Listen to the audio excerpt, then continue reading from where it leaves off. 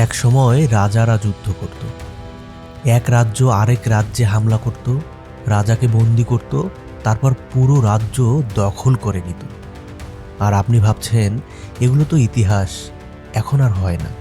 কিন্তু 2026 সালের 3 জানুয়ারি ভেনিজুয়েলায় যা ঘটল, অনেকেই বলছে এটা সেই পুরনো রাজা রাজ্যের গল্পের আধুনিক সংস্করণ।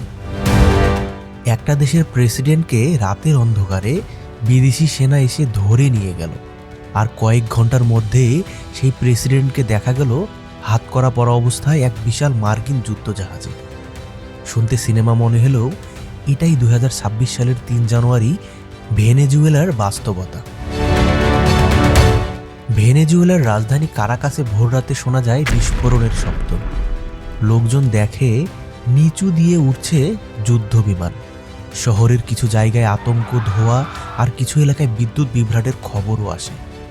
এরপরেই যুক্তরাষ্ট্রের প্রেসিডেন্ট ডোনাল্ড ট্রাম্প ঘোষণা করেন ভেনেজুয়েলার প্রেসিডেন্ট নিকোলাস মাদুরো এবং তার স্ত্রী সিলিয়া ফ্লোরেস আটক, এবং তাদের ভেনেজুয়েলার বাইরে নিয়ে যাওয়া হয়েছে। এখন প্রশ্ন হলো, এত বড় অভিযান কিভাবে সম্ভব হলো? রিপোর্টে বলা হয় এই অভিযানটা ছিল মাসের পর মাসের পরিকল্পনার ফল। কিছু প্রতিবেদনে এর নাম এসেছে অপারেশন অ্যাবসোলিউট রিজলভ।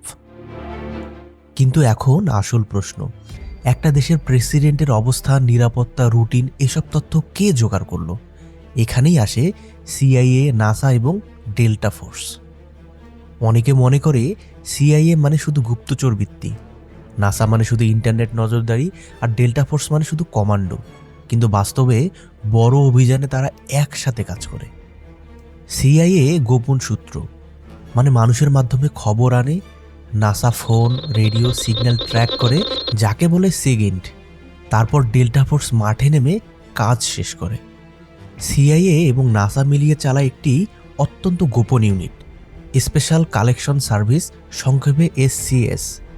এদের কাজ হলো বিদেশি দেশের ভেতরে এমনভাবে প্রযুক্তি বসানো বা অপারেশন চালানো যাতে তারা গোপন কল, মেসেজ, রেডিও বার্তা, নিরাপত্তা যোগাযোগ সব শুনতে পারে। সহজ করে বললে SCS হলো সেই ইউনিট যারা শোনে, ধরে আর লোকেশন নিশ্চিত করে। তারপর সেই তথ্য যায় ডেল্টা ফোর্সের হাতে। এরপর মাঠে নামে ডেল্টা ফোর্স। ডেল্টা ফোর্স হলো যুক্তরাষ্ট্রের সবচেয়ে গোপন ও সবচেয়ে প্রশিক্ষিত বিশেষ বাহিনী।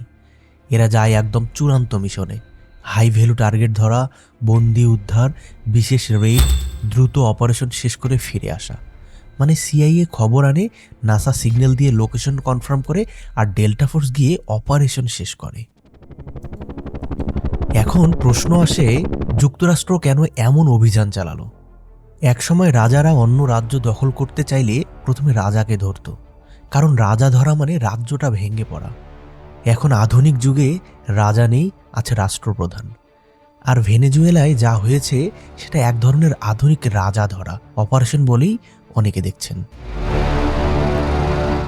যুক্তরাষ্ট্র বহু বছর ধরে বলছে মাদুরোর বিরুদ্ধে ড্রাগ ট্রাফিং, নার্কো, টেরোরিজম এবং অপরাধ চক্রকে সহযোগিতা করার অভিযোগ আছে। তারা দাবি করেছে এটা আইন প্রয়োগ, শুধু কাজটা করেছে সেনাবাহিনী। তেল। ভেনেজুয়েলা বিশ্বের অন্যতম বড় তেল সম্পদ সমৃদ্ধ দেশ। এটাই সবচেয়ে বেশি বিতর্কিত অংশ। ভেনেজুয়েলার আছে বিশাল তেল রিজার্ভ, আর ট্রাম্প বলেছেন যুক্তরাষ্ট্র সাময়িকভাবে দেশটা স্থিতিশীল করে তেল ক্ষেত্র ব্যবস্থাপনা করবে। অনেকে বলছেন এখানে তেল ও অর্থনৈতিক স্বার্থ বড় কারণ হতে পারে।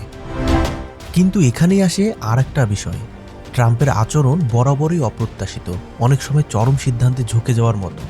অভিযানের পর তিনি যে ভাষায় ঘোষণা দিয়েছেন, আমরা সাময়িকভাবে দেশ চালাবো, এটা কূটনৈতিক ভাষা নয়, এটা অনেকটা শক্তির ভাষা। এবার আসা যাক অভিযানের রাতটা আসলে কিভাবে এগিয়েছে। রিপোর্টে বলা হয় অপারেশনের আগে ভেনেজুয়েলার কিছু গুরুত্বপূর্ণ জায়গায় বিমান হামলা হয় এবং লক্ষ্যবস্তু ছিল কারাকাসের সামরিক স্থাপনা, যেমন লা কার্লোটা এয়ারবেজ, ফর্ট টিউনা, লা গুয়াইরা পোর্ট সহ আরও কিছু পয়েন্ট। এরপর হেলিকপ্টার নামে বিশেষ বাহিনী ঢুকে পড়ে এবং মাদুরো তার স্ত্রীকে আটক করে। কিছু রিপোর্টে বলা হয় তাদের প্রথমে নেওয়া হয় একটি মার্কিন যুদ্ধ জাহাজে, যেটি USS IWO জিমা হতে পারে। রিপোর্ট অনুযায়ী মাদুরোকে ভেনেজুয়েলার বাইরে নিয়ে গিয়ে যুক্তরাষ্ট্রে আনা হয়। যুক্তরাষ্ট্র বলছে তার বিরুদ্ধে ড্রাগ ট্রাফিক ও নার্কো টেরোরিজম সংক্রান্ত অভিযোগ আছে, কিন্তু ভেনেজুয়েলা বলছে এটা অবৈধ আগ্রাসন, সার্বভৌমত্ব লঙ্ঘন। আন্তর্জাতিকভাবে এই নিয়ে শুরু হয় তীব্র বিতর্ক। এই ঘটনা আসলে পুরো বিশ্বকে কাঁপিয়ে দিয়েছে, কারণ এখানে প্রশ্ন উঠেছে, আজ যদি যুক্তরাষ্ট্র ভেনেজুয়েলার প্রেসিডেন্টকে ধরে নিয়ে যায়, আগামীকাল কি অন্য দেশে এমন হবে? আরেকটা প্রশ্ন, ভেনেজুয়েলা তেল সমৃদ্ধ দেশ, তাই অনেকে বলছে এই ঘটনার পেছনে জ্বালানি রাজনীতিও কাজ করতে পারে। এটা কি সত্যি আইন প্রয়োগ, নাকি একটা নতুন যুগের শুরু, যেখানে যুদ্ধ হবে ছায়ায় আর সরকার বদলাবে রাতের অন্ধকারে? আর বিশ্ব দেখল সিআইএ, নাসা এবং ডেল্টা ফোর্স একসাথে কাজ করলে কত দ্রুত ইতিহাস বদলে যেতে পারে। আর যদি নেতৃত্বে থাকে এমন একজন যার সিদ্ধান্ত অনেক সময় পাগলাটে, অপ্রত্যাশিত, তাহলে সেই ইতিহাস বদলাতে সময় লাগে না, মুহূর্ত লাগে।